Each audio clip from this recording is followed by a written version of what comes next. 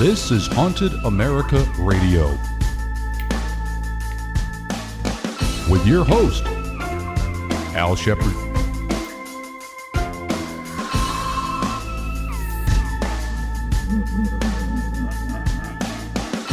And now, Haunted America Radio. It was back in 2009 when I first interviewed Paul Rademacher when he was the executive director of the Monroe Institute. Now, I highly suggest you listen to episode 11 before listening to this one.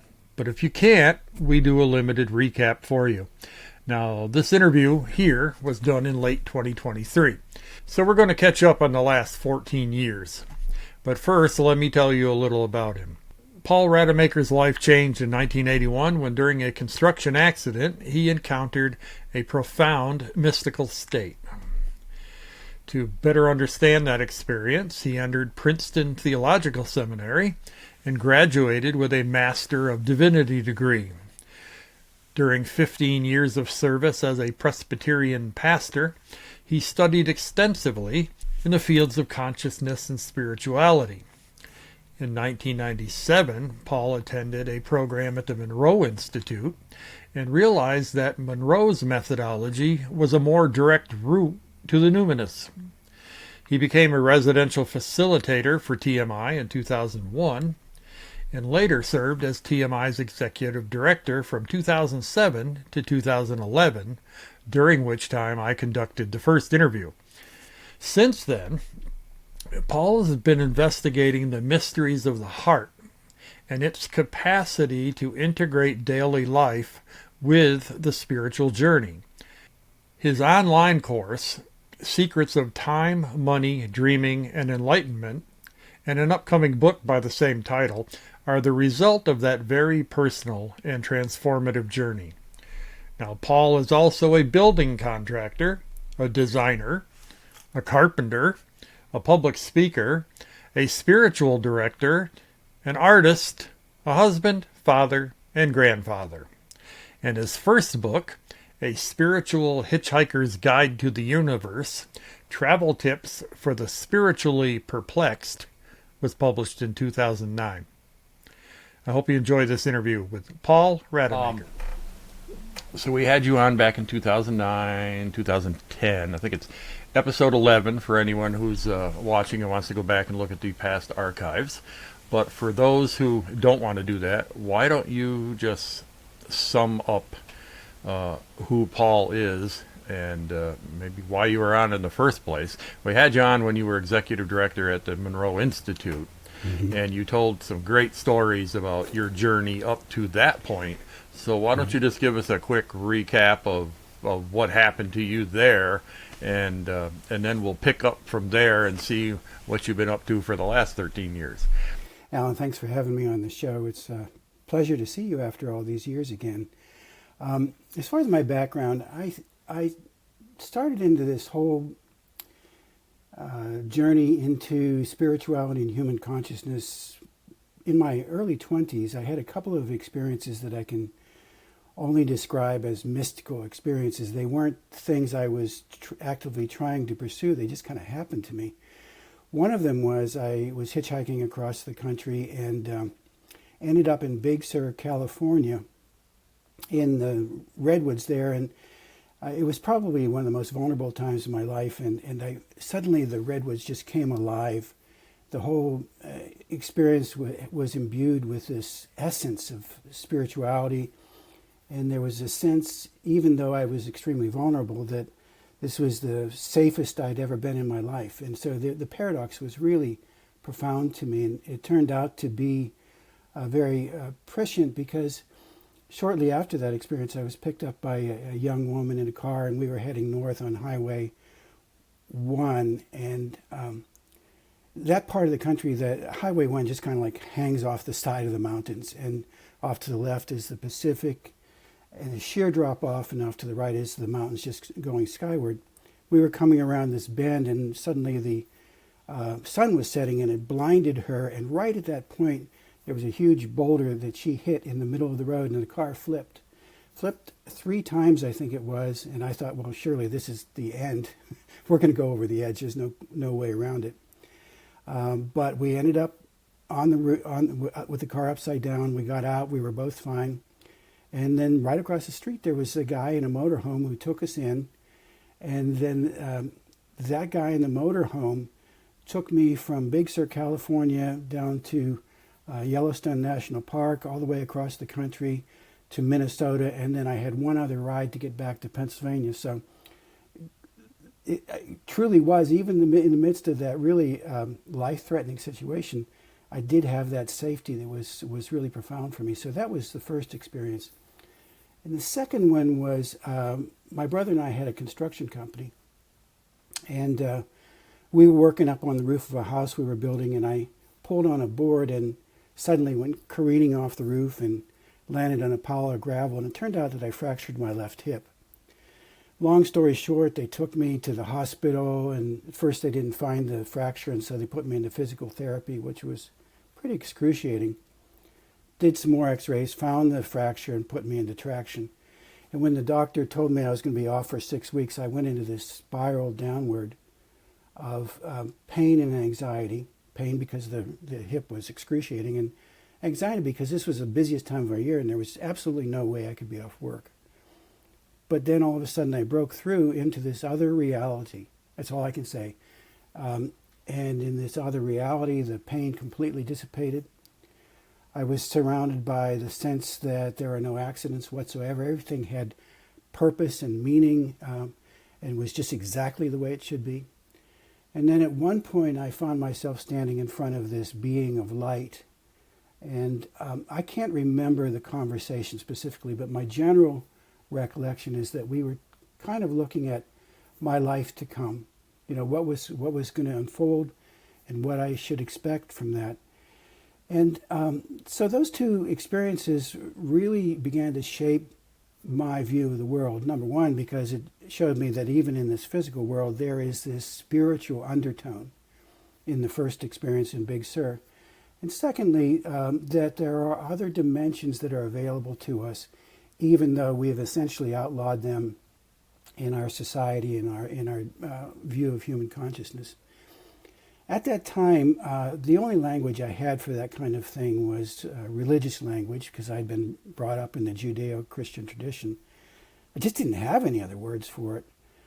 And so after the second experience, I had the sense of calling into the ministry. I went to Princeton Theological Seminary and became a Presbyterian pastor for about 15 years.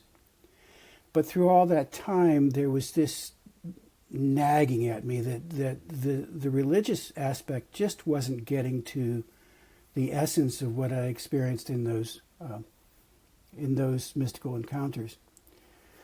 So a few years into the ministry, my wife and I took a vacation, and we walked into a bookstore, and all of a sudden there was one book that just literally jumped off the shelf, and it was Robert Monroe's second book called Far Journeys. Now, Robert Monroe, I'd never heard of him before, and suddenly as I'm reading this book, he's talking about things that begin to actually touch into the mystical experiences that I had had, and I was just blown away. He became famous for coining the phrase out-of-body experience. He developed the Monroe Institute, where people are helped to... he developed a sound technology that helps people to start to explore some of these outer ranges of human perception. And boy, when I read that book, I thought, oh my gosh, wouldn't it be amazing to go to a place like that? And the second thought right after that was, wouldn't it be wild to work at a place like that?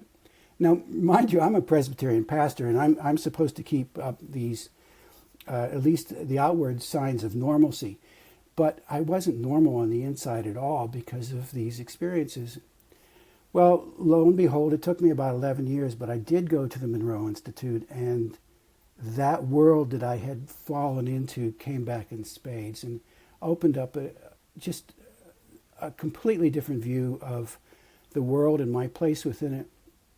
And it just fanned the flames all that much more to want to find a way to pursue this. Well, eventually I became an outreach facilitator for the Monroe Institute, and then to my great surprise, in 2007 I became the executive director of the Monroe Institute. And that was kind of a double-edged sword in some ways, because when I was there as a participant, I could just kick back and enjoy the programs and not worry about anything, but it was much more difficult to do that when I was in the administrative position. And so even though I might take a course there from time to time as the executive director, I could never let go of that feeling of responsibility for everybody's welfare and the administrative aspects of things. And so the Monroe techniques actually stopped working for me, and that was quite a loss for me. So that set me on a sort of a different road, and that different road is really kind of what the next 13 years have been about. Mm-hmm. Yeah, that's why I wanted to kind of pick up and see what where you went from there, because it's kind of like this is the next episode of this series on Paul. So it's like, gee, what So you just did the past episode recap. So now we can move forward and see what's going to happen on this exciting episode. So so just going back to some couple things you already said. So being a pastor, and then realizing that maybe the religious text and stuff aren't quite explaining everything, which is a question I've heard quite often from people. It's almost like it's one against the other, but you can't have both.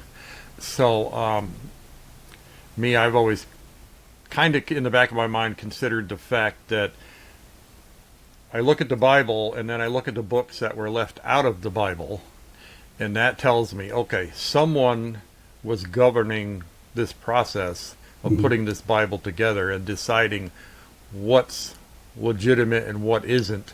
So the whole realm of, I guess, politics is the word you would use, church politics coming in here, what's going to best serve our purposes to keeping people in line and what isn't, and all that. So for the people that are religious, I was just baptized a few years back. How do we reconcile what Bob Monroe went through, and I've also been reading Michael Newton's books on life between lives, and how do we reconcile that with the story of Jesus, and like that? Because Michael Newton describes it as God being just unconditional love, just a feeling of love, which is something we've always defined God as anyways. We just happen to have to put a old man figure to him, I guess, to make him appear real. But the question's always been, how do we reconcile Jesus with all of this? Right. Was he just a prophet? Was he actually someone from the spiritual world? Or what's your opinion of that? Well, that very question is sort of the center of my first book, called Spiritual Hitchhiker's Guide to the Universe. And because I was wrestling with that very issue back then. We have to realize that underneath, I think, virtually every religious tradition is the spiritual experience. Somebody, either a person or a group of people, have spilled over from the physical world and experienced something in dimensions beyond the physical world. And these are in the Bible. You talk about Ezekiel, like seeing a wheel within a wheel, and all these bizarre things. You talk about Joseph in his coat of many colors, which many think is the human aura.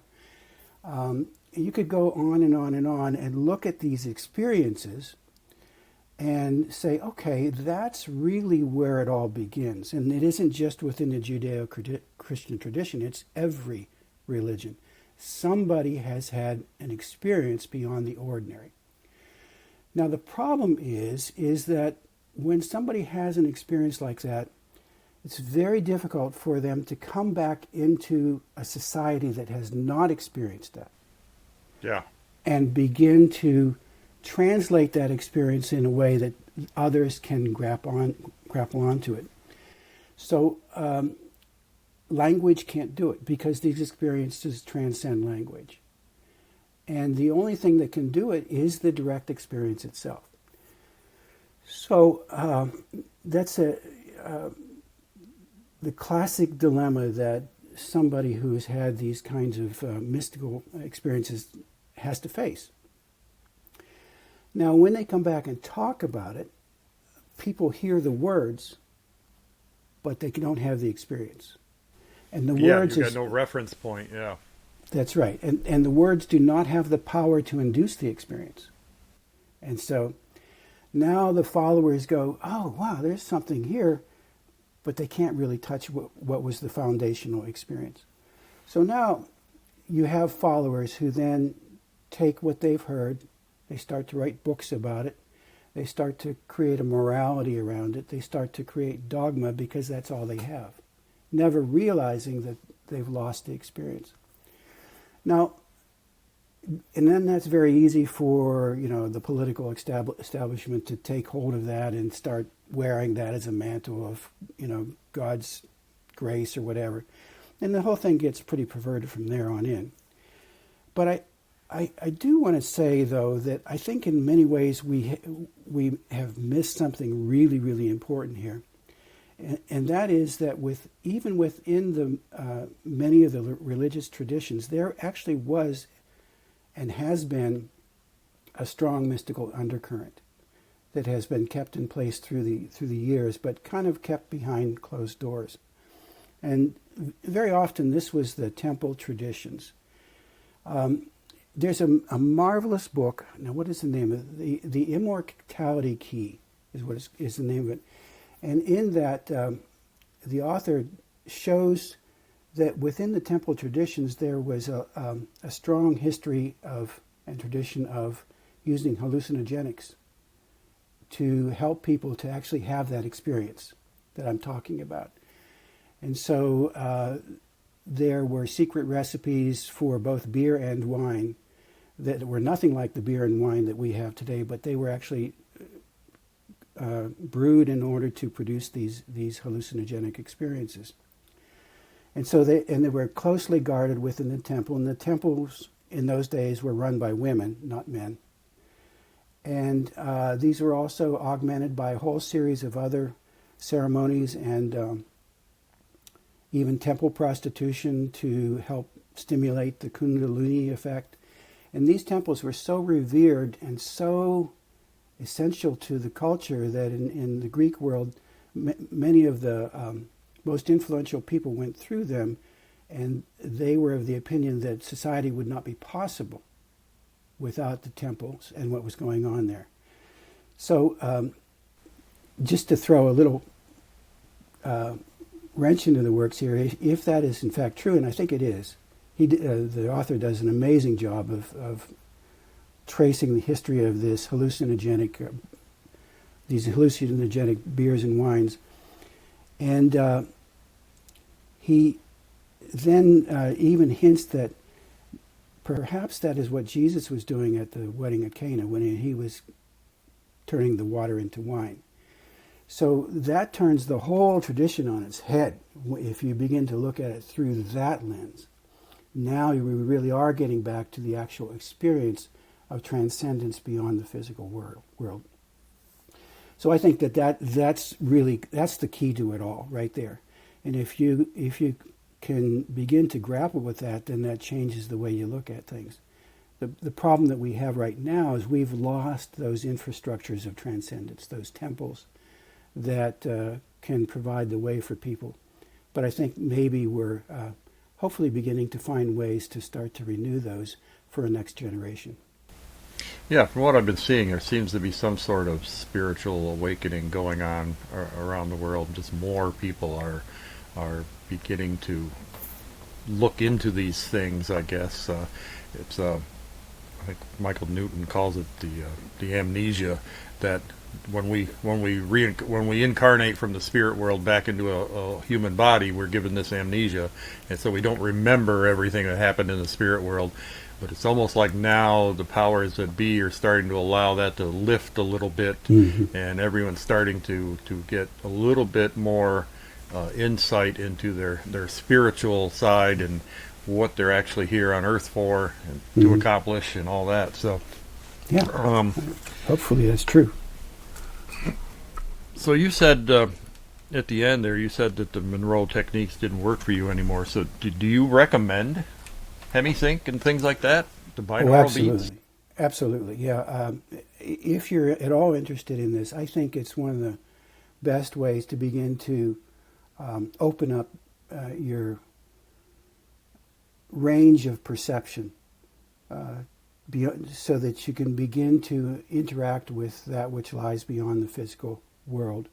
You know, we're trained from the time that we are kids in the scientific method that only recognizes material reality as the only reality. But when you can start to actually see for yourself, not from somebody else's stories, but see from your own experience, it really does help you to realize that there is far more to this life than we've been told. And I think the Monroe Institute does a great job of providing that entree for people. It certainly did for me. And just because it stopped working for me was simply a function of the fact that of my administrative role at the Institute at that point. Yeah, you got too much stress and everything else going on to actually relax enough to use it, probably. Right. I try them from time to time because I tell everyone I'm like about as psychic as a rock. So I don't think I have much of an imagination either, apparently, because I'll sit there and Bob will come on, and say, imagine yourself on a beach and imagine this and imagine light around you, and I'm sitting there and it's just all complete blackness, and I'm like, I can't imagine anything. So it's like, okay, maybe the guided meditation isn't quite right for me, but excuse me. But it was, I don't know. I'm just starting to get down this spiritual path. For a long time, this radio show was ghost hunting and hauntings and the normal paranormal stuff, Sure. And somewhere along the line, I just started thinking, I really don't care why someone is haunting a house and hanging around. I want to know about the people who successfully crossed over to the other side and what it's like over there. What can I expect after this life? And that led me to a book by Sarah Estep called Voices of Eternity, where she just basically sat in her office like every morning, every afternoon. She just turned on a reel-to-reel tape recorder for 10 minutes and asked questions to nothing. And it took her a while, but after I think it was about 6 months, she started getting responses. And then that opened up a whole dialogue with a group called Time Stream, which gave her all these messages of what's going on the other side on a daily basis, and enough so she wrote this whole book about it. And I mean, she was in her 50s or 60s when she started doing this, so it's just a really interesting book that really got me interested. Okay, if all this Time Stream group is on the other side trying to make contact back here, then there's a lot more going on there than I thought. So I really need to dig into this. And that just led down this path where I took a break for about 10 years and just getting back into it now. And I'm stumbling on channelers, finding out that there's all kinds of other groups out there channeling through people, trying to pass messages on. And now I've stumbled on Michael Newton, and because I'm a psychic as a rock, I'm not getting too far with meditation. So tomorrow I'm going to take a past life regression session. Cool. And that'll be interesting, I think. And then from there, probably to a life between lives session after that. So, yeah, for those people like me that really... I mean, I just interviewed a psychic who said everyone is psychic, and it seems like every psychic says that. But... with the spiritual experiences that you have had, do you feel that you have some psychic abilities or intuitions or anything? Well, so you used a very interesting word there when you said intuitions. And I think that's a very helpful way of looking at it, because I think in many ways we tend to fantasize about what psychic experience might be, and we tend to make it larger maybe than it needs to be. But if we look at more mundane things like intuition or inspiration or creativity, and we ask the question, well, where does that come from? Well, you talk to anybody who's in the creative profession, and they will tell you it just comes to me. It isn't something that they generate themselves. It's something that seems to come from some other realm. Mm-hmm. And so I think most people will have intuitions from time to time, gut feelings, answers to questions that just seem to appear out of midair, knowings. Well, even take dreaming, for instance. Dreaming is a really remarkable thing, and most people do it. And if you really begin to go down that road and look at dreaming, it's fascinating. But here again, where do they come from? Yeah. All right, so... And sometimes they're the weirdest combination of people that don't even know each other. All of a sudden, they're all in this one setting. So if you begin to kind of lower the bar a little bit and to look at the really remarkable capacities that we have as human beings that we happen to us on a daily, weekly, monthly basis, you can begin to see that, yeah, we do have these extraordinary capacities, but we've just been told not to pay attention to them and not to honor them and not to see them as valuable by our culture, when in fact they are extremely valuable. So when you say you're not psychic, have you ever had an intuition? That's funny, because last night I just had one. I was at a concert, and the songs were okay, but nothing noteworthy. You know, it was going along just kind of average, and just all of a sudden something told me, pull out your phone and record the next song. So I got the phone out and I got it all ready, and sure enough, the next song was like their biggest hit. You know, so something I would want to record as a memory, and sure enough, and that started it. I mean, I wound up recording most of the whole rest of the concert, but up to that point, it was sat in my pocket, and I was just enjoying the music, but I wasn't even thinking about recording it. And then all of a sudden, it's like, pull it out, because you're going to want to do the next one. And that really struck me even at the time. I said, that was a really weird intuition. Like, somebody just said, hey, you're going to want this. So are you psychic? Are you psychic? Apparently, good question. I don't know if it's. I don't even know how to explain it. I mean, right. Is it from my spirit guide, or it's like what I said. I can't really meditate. I'm sitting there in the darkness a couple weeks ago, just dark. But then right out of the blue, all of a sudden I just saw in block letters the word Jack. Because I was sitting there wanting to know who is my spirit guide? What's his name? I want to meet him. And I got nothing. All of a sudden, Jack. And then nothing after that. And I've got nothing since. But it's a little nugget of something to build on, I think. So absolutely.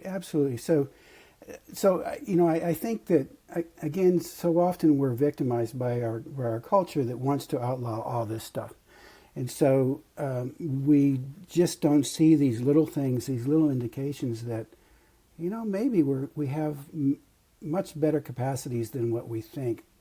So if I may just make one suggestion to you, change the story that you're telling yourself about not being psychic.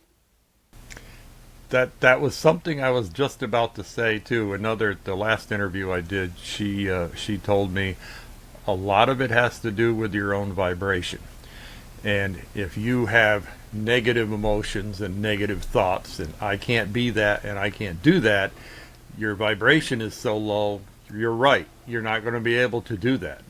But if you increase your vibration by, meditation or just better thoughts of things, more love, more happiness, more appreciation, more gratitude, starts to raise everything up, and then maybe you'll find that you have more of those gifts than you think. So what's your thoughts on that? Well, that's kind of I think, a segue into the work that I've been doing since I left the Monroe Institute in 2012. And having to find a new way that could work for me, since the Monroe method was no longer able to do that for me. And in some ways, actually this was still when I was at the Monroe Institute, my wife and I had a home in Florida that I went back to just for a vacation. And one day I was walking along the beach and really struggling with this central question that was haunting me.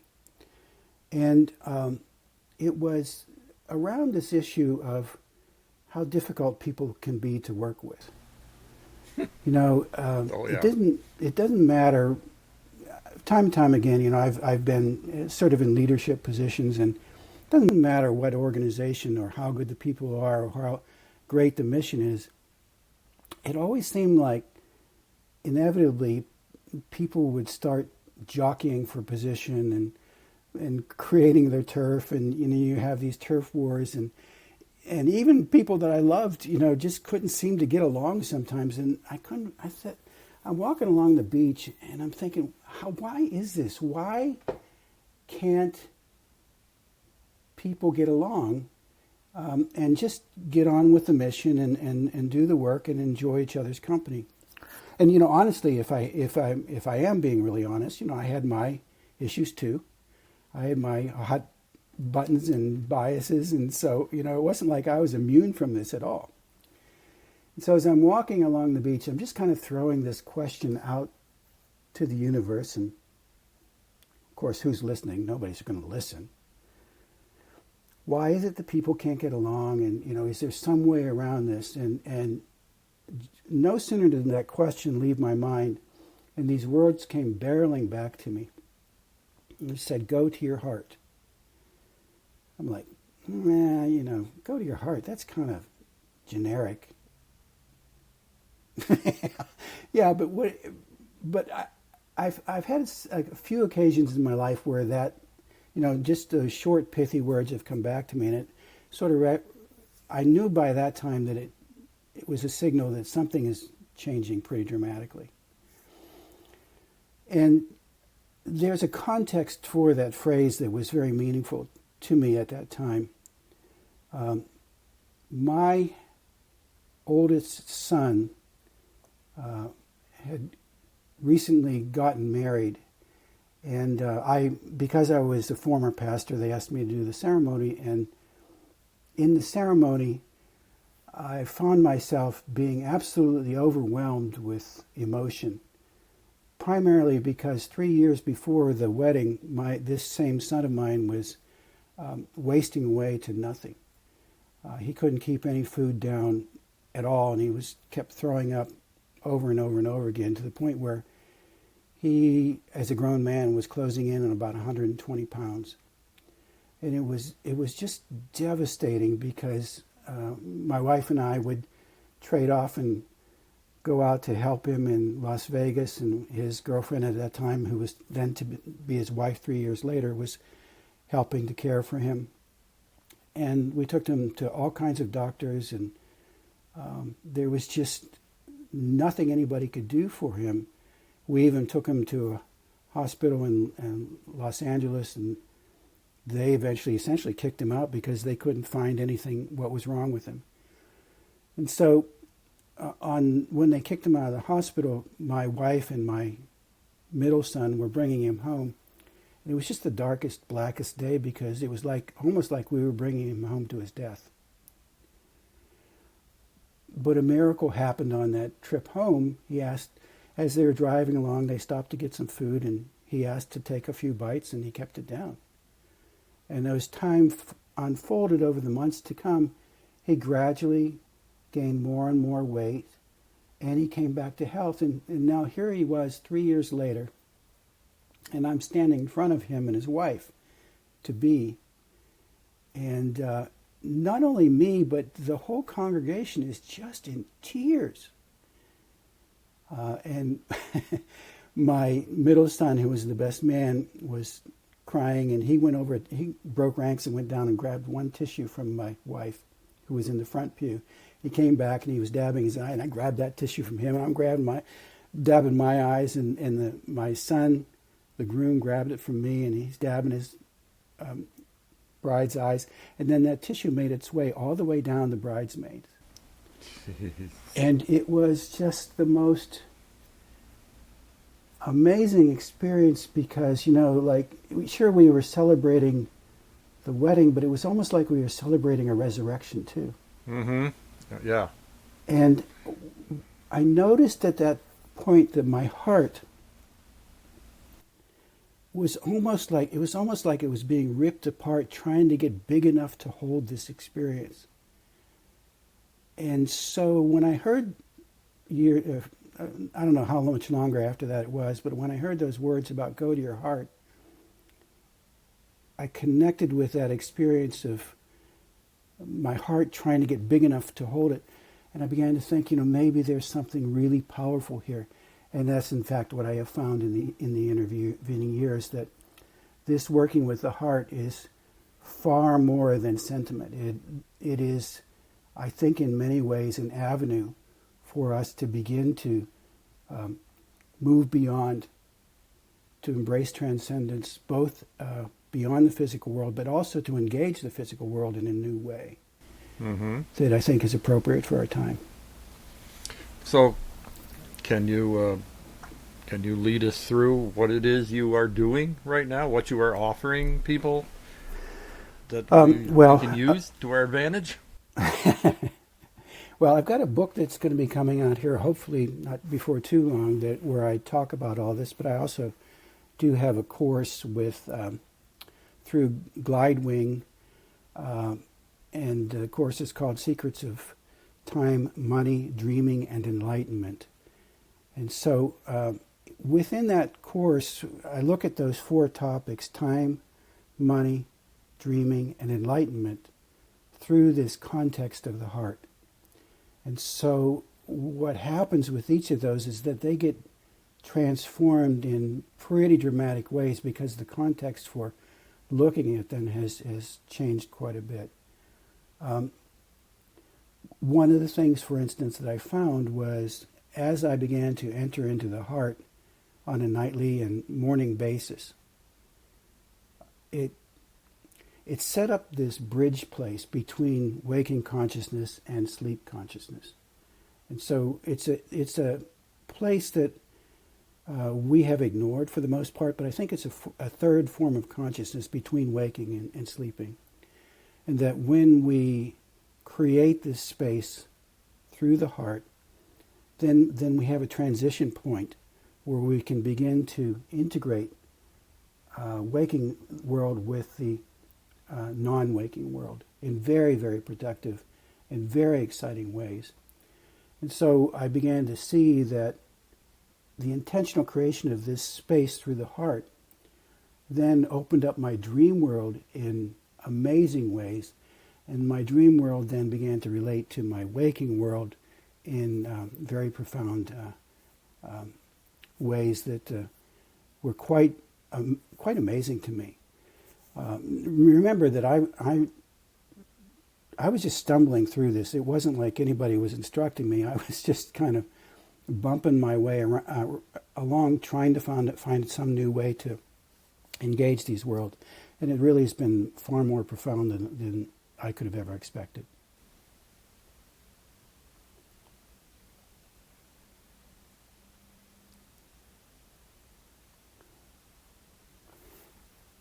It is Glidewing, Glidewing, I think it's .program.com, and I apologize that I don't have that right in front of me. I'm going to try to look it up right here. Time. Well, okay. So when you go to your page on Glidewing, a video automatically plays. Time, money, dreaming, and enlightenment. There's this split with time and money on one hand, and dreaming enlightenment on the other hand. Time and money, of course, has to do with dealing with the needs of the body: food, shelter, clothing, sex, love. On the other hand, we have this other category that's more elusive, more mysterious. People seem to land on either side of that spectrum. How is it that we as human beings lose sight of the big mission? Most of my life, I felt this enormous split, this chasm, because even though I was interested in this, I still had to maintain the body. And it wasn't until I began that journey into the heart, that split began to close up for the first time in my life.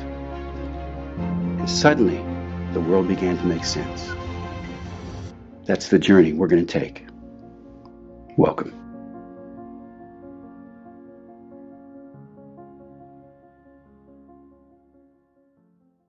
Okay, so it looks like glidewing.com/HS/the, I don't know why I always say the _conscious_heart.html is what I'm seeing here. Okay. Is your main page. All right, so it's a 6-week course. Mm-hmm.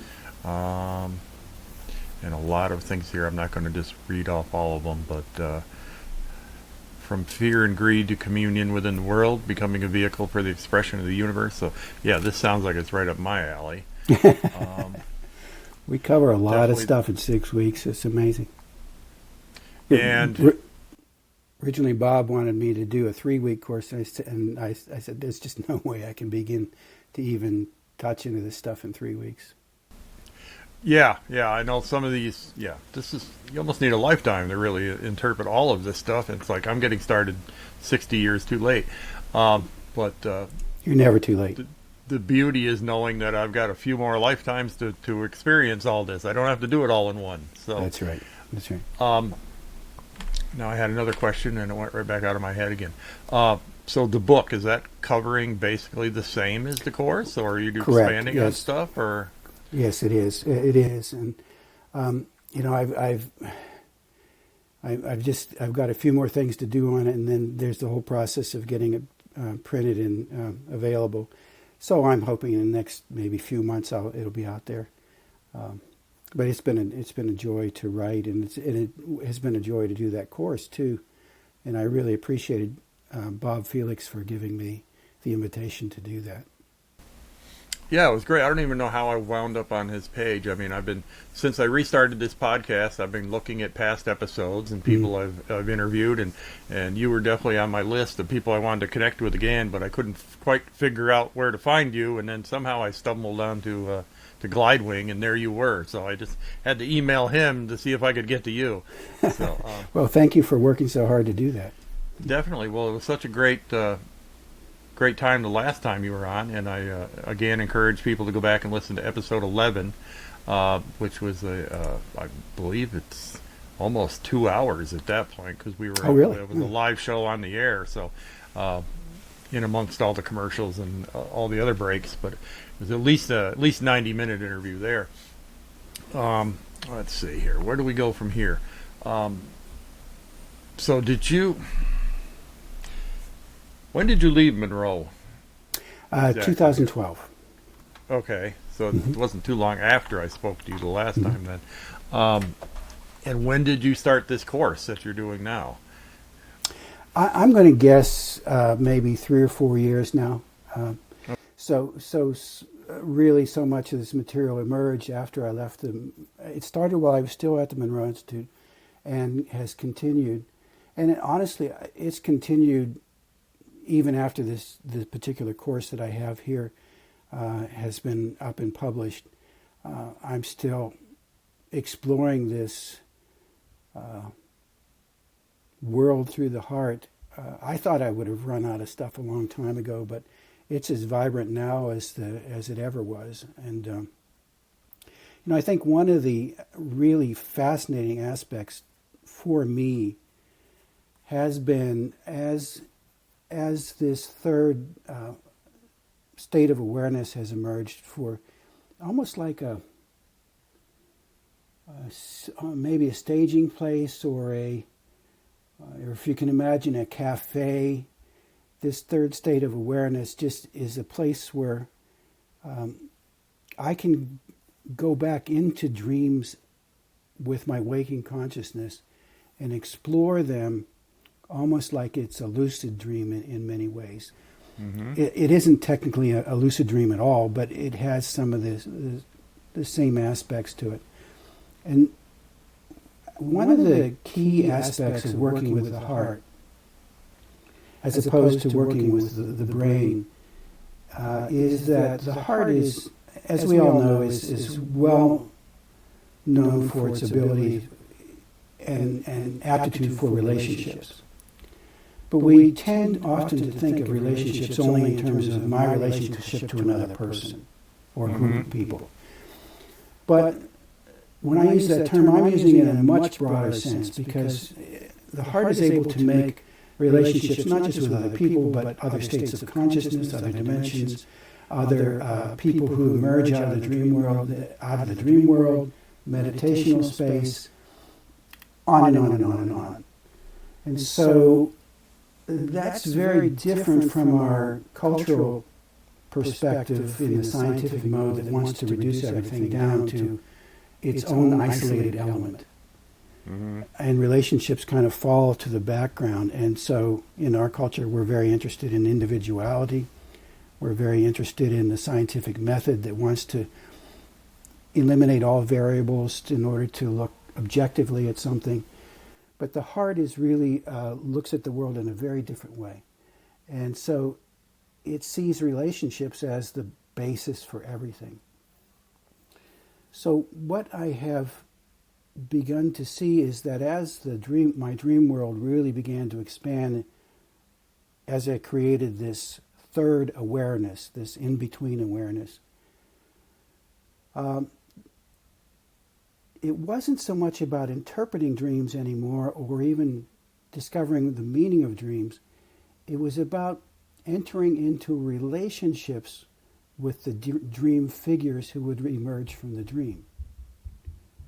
So that it wasn't just they were there for the dream only, but they became people who continued their relationship with me in very almost like mentor kinds of status. Just to give you an example, I had one dream where I was told to go to this like old Victorian home. So my wife and I in the dream went there, and when we walked in, there was this demonstration or teaching going on. There were two instructors at the front of the room, just a smattering of a few other students at lab tables. And they were stirring this liquid in a coffin. And every once in a while, this skeleton would emerge, and then it would drop back into the coffin and the liquid. And you know, I knew this is really profound. You know, they're dealing with life and death stuff here, and that's really. But our mandate in the dream was to go to this place and steal some manuscripts.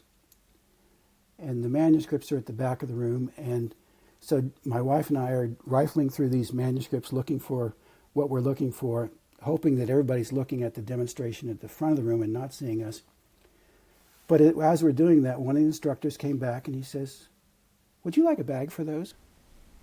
Almost as if he's expecting us to be stealing these documents, right? He said, no, we got it. And so we find what we're looking for, and we run out into the courtyard, and there's this woman who greets us there. And as soon as we see her, both my wife and I go, "Oh, I know you," as if we've known her for lifetimes. Mm-hmm. And she puts her hands on her hips and she says, "You say that every time we meet." And and so this dream was one of what I call a big dream, because it carried such emotional impact and power beyond anything that I'd ever experienced before in a dream. And when I woke up, I was still under its spell. And by this time, I'd learned to, this technique of going into the heart, and I could go back into the dream. And I began to see that this woman has been with me for lifetimes.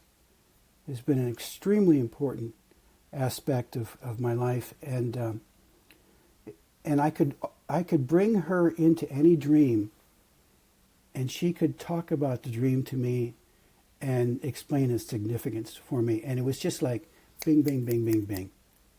It was no hem and her hawn. It was just straight up, straight information. And she has continued to this day to function in that same capacity for me. So that's an example of what I mean by a long-term relationship that comes out of the dream and the figures that emerge out of the dream. So it's a very different way of engaging the dream world when you're looking at those types of relationships versus, this dream means that, this symbol means that. That's not what I'm talking about at all. This is much more dynamic, much more vibrant, and interesting and compelling, honestly. So, my first thought is that she was your spirit guide, and you're tapping into the spirit world, and this in between area is what's coming into my mind. I know with me, when I dream, I can't remember a dream 5 minutes after I've finished it. So it's like, wouldn't do me any good to go back because I don't have anything to remember. So I guess that's one technique. My ex-wife, she can remember like all her dreams forever, it seems like. Mm-hmm. And I don't know why I'm just one of those that can't. So I guess maybe that's one thing I need to work on first, is how to remember what I dreamt for 5 minutes long enough to go back to reinterpret it. So, well, you actually can. There are some, I think, pretty easy and significant techniques for doing that. And again, kind of maybe first think about your language around that, and start telling yourself a different story that says something like, I can remember my dreams, and let your psyche and your unconscious begin to respond to that. And so one of the ways you can do that is to, if you have an iPhone, just keep it by your bed, and as soon as you wake up, write down whatever you can in the notes in your iPhone. It might be just one word. It might be a feeling. But if you do that, you're sending a message to your unconscious that, hey, I'm interested. And then the unconscious responds to that. So often we think it's all up to us. It's not all up to us by any stretch of the imagination. We have an enormous amount of help that's available if we will signal that we're interested in taking that help. And so one of the ways we can do that is to just set an intention before you go to bed that if I have a dream tonight, by God, I'm going to wake up and I'm going to write that sucker down. And set that as an intention, and particularly if you can engage the heart in that too, then you've got another support system in helping you do that. Honestly, Al, I began to see my dreams as more precious than gold. Mm-hmm. That I felt like if I didn't do that, I didn't write them down, that I was missing something of great significance.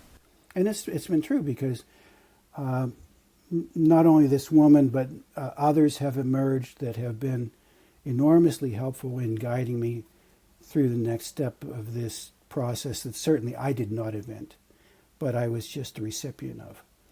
And so it's been a demonstration to me time and time again that this is really crucial, not just for me, but I think for humanity as it moves to its next stage of consciousness. So I guess it comes back to almost where I started, is I just have to change my attitude, my perception of to more of a positive one than a negative one.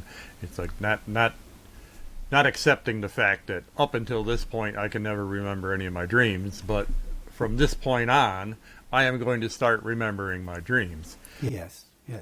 And just be gentle with yourself on that too. Don't look at what you've done to this point as a negative, because it's made you who you are.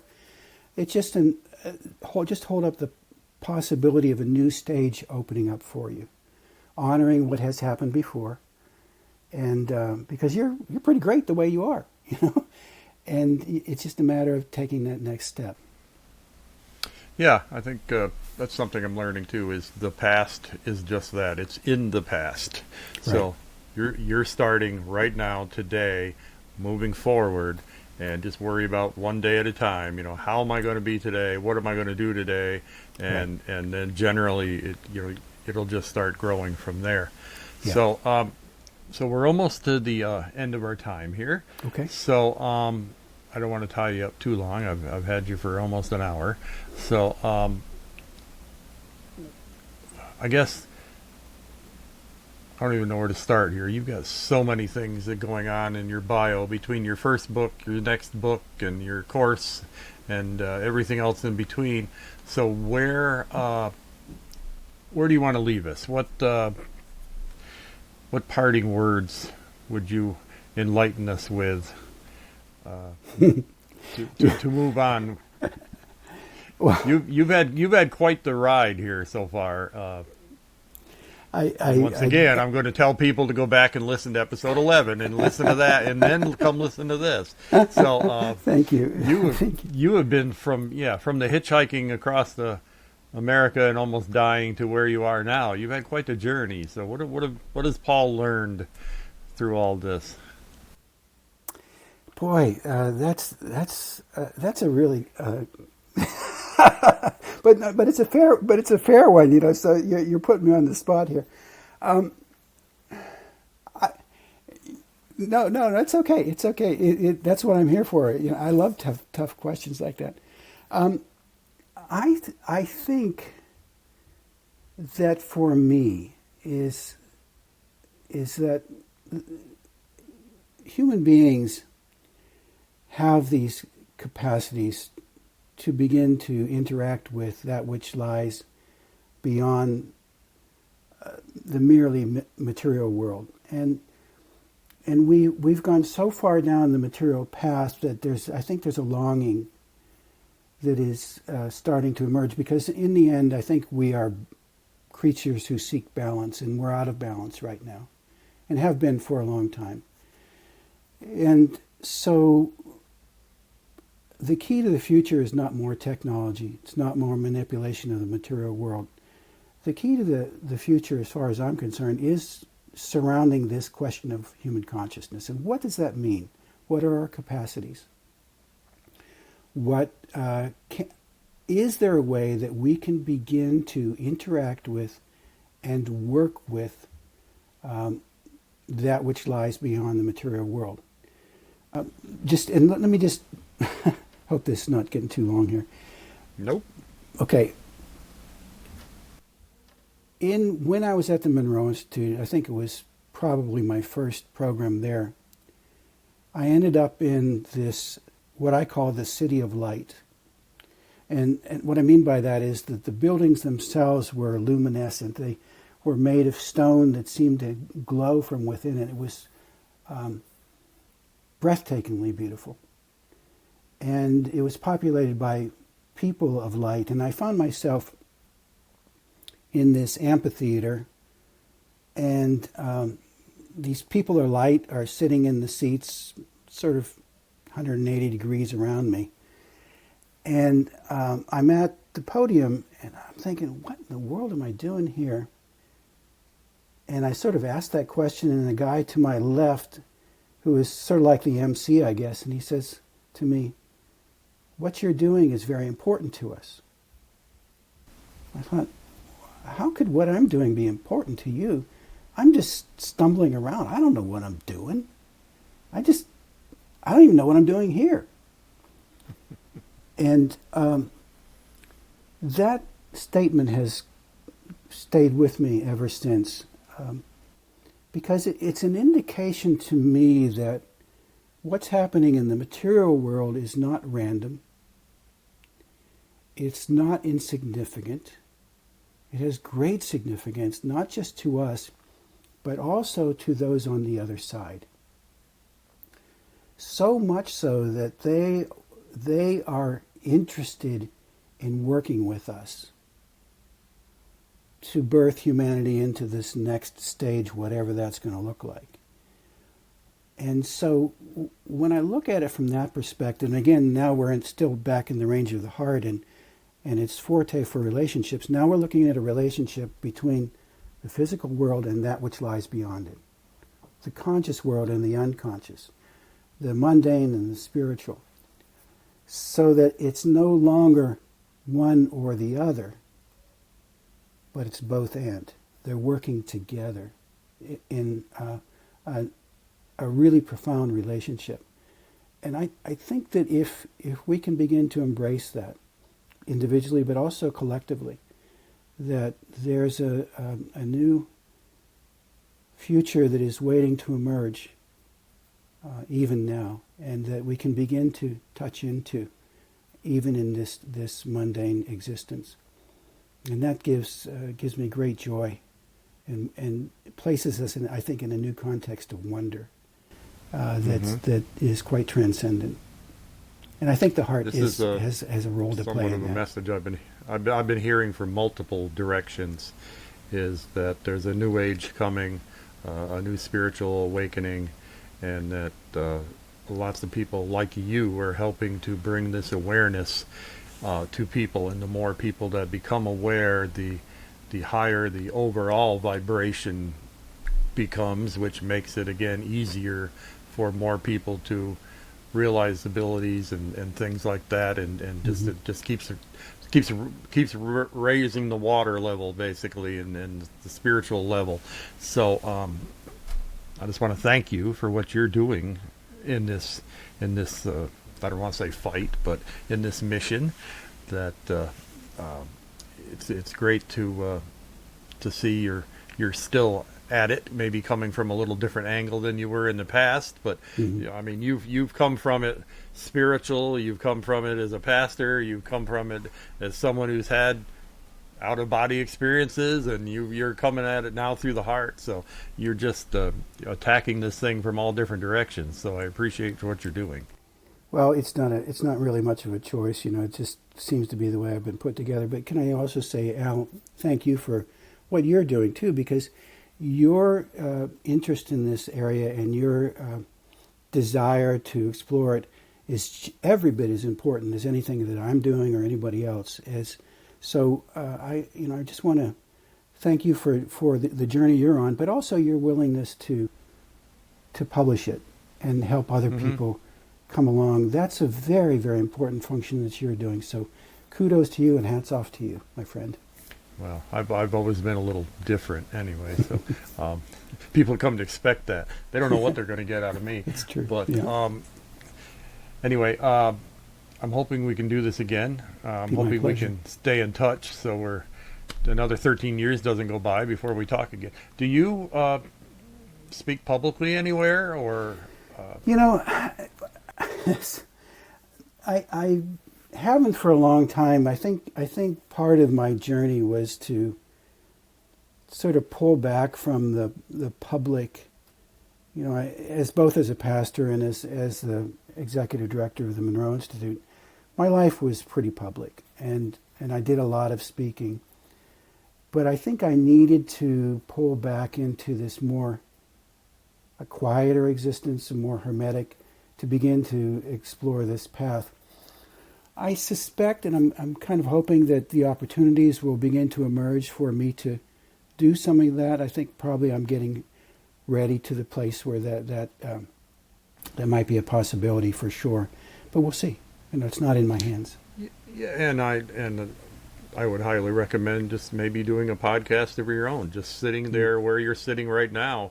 And if you get a thought, just sit down and record yourself, 5 or 10 minutes, and just stick it out there. Stick it on YouTube, on Twitter, Facebook, wherever, and just let your thoughts spill out on a semi-regular basis. And with the technology now, it's so easy to do. For those who are watching and listening, once again, go back to episode 11. That's the place to pick up this whole story where it started, and then we'll go from there. So until next time, I'll see you back here.